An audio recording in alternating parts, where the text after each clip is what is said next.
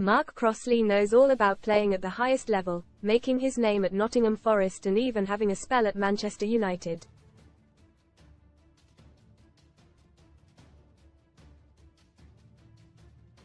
But his first contract under legendary boss Brian Clough left him with a mystery salary. Crossley explains all in his own words, exclusively on Sunsport. "I made the worst prediction ever when we got back into the dressing room after this opening game victory in 1992, the first to be screened live on the all-new Sky Sports.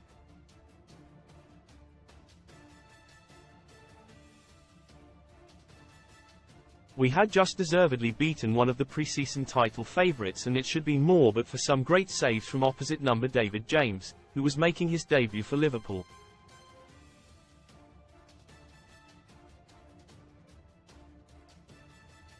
In the dressing room I said to teammate Stuart Pearce that I really fancied us for a top 6 place that season.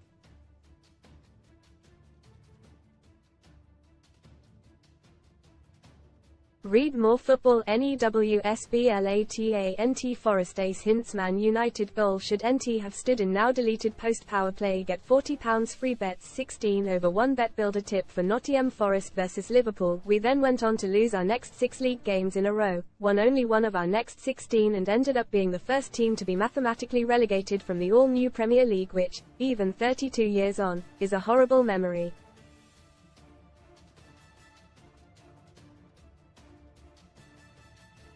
Quite rightly, Pearcey never forgave me, mainly because I said it once before at the start of another season and we went on to have a horror campaign.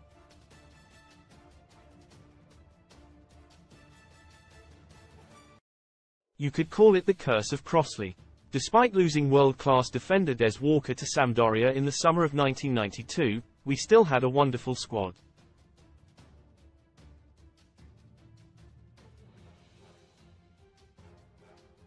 But then we sold Teddy Sheringham to Spurs a fortnight later, and arguably losing 2 key members of the spine of that side was too much.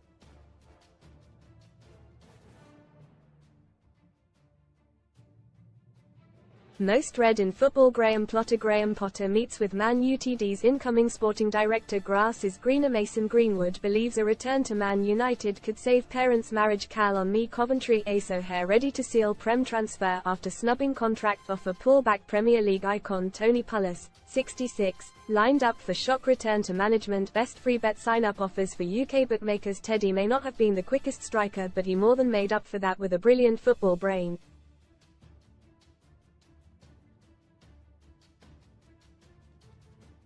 It was no surprise to me to see what he went on to achieve at international and club level.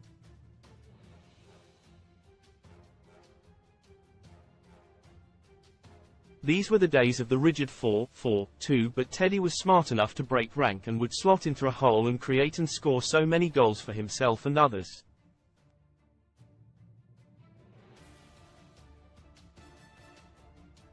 Nottingham Forest 0 Man United 1.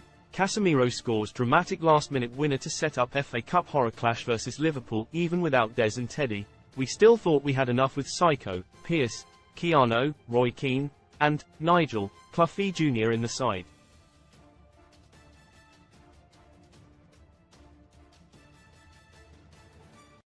But as the season went on and we lost games, so many decisions seemed to go against us and the confidence drained.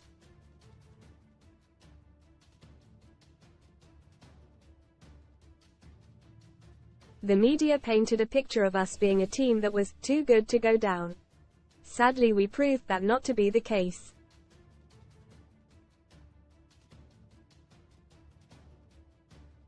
This opening win against Liverpool was the best thing that happened in the entire 1992-93 campaign. Just these 90 minutes.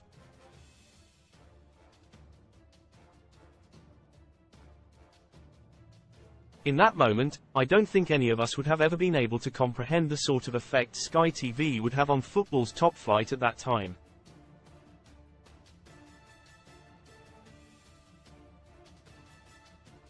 The only real difference for us from the end of the previous season in the old First Division was that this was the first league game to be screened live at the start of a new campaign.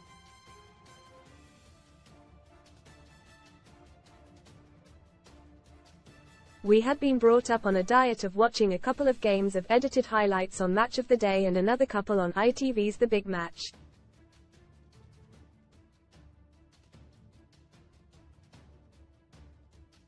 Now every top-flight game is featured on Match of the Day, and a couple of times a week viewers have the build-up, the full live match and all the interviews afterwards.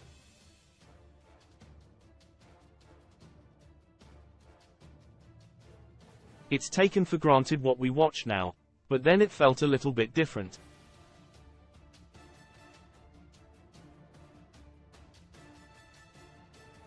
What is noticeable over 3 decades on is how the average crowd has increased for a Premier League game.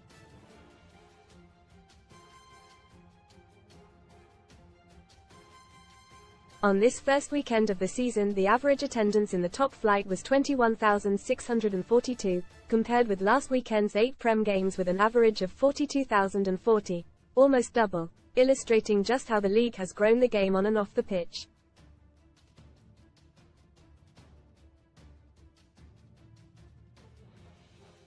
I think all the Forest players felt awful for boss Brian Clough in that final season to end in relegation after his incredible management success.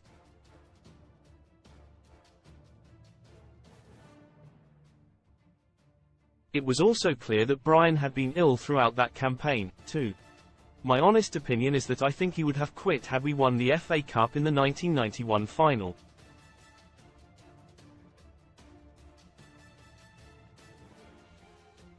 It was the one trophy that had eluded him during his management career, but he still had a burning desire to win, so carried on.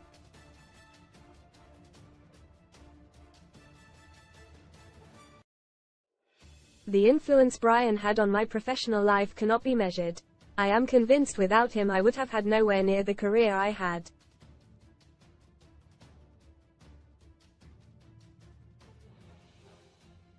He was genuinely a huge father figure to me, and here's just a tiny example of our relationship.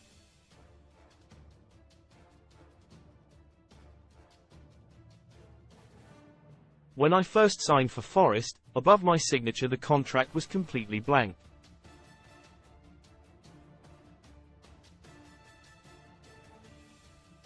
Clough said he would fill it in. Excitedly, I rushed home to tell my dad that I had signed a contract for the club.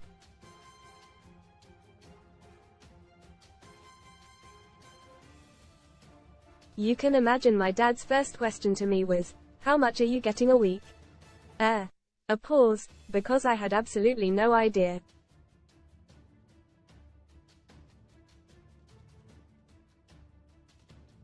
Dad looked at me completely bemused. Read more, son. STORESWINNER winner. I'm a professional, comper, and spend hours a day entering 50 competitions. Happy Homes, England's happiest places to live revealed. Has your town made the top 10? But that was the trust I had in the man.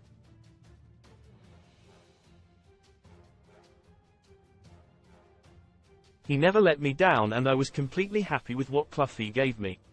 But he knew he could completely trust me if I was happy for him to fill in my contract without me knowing.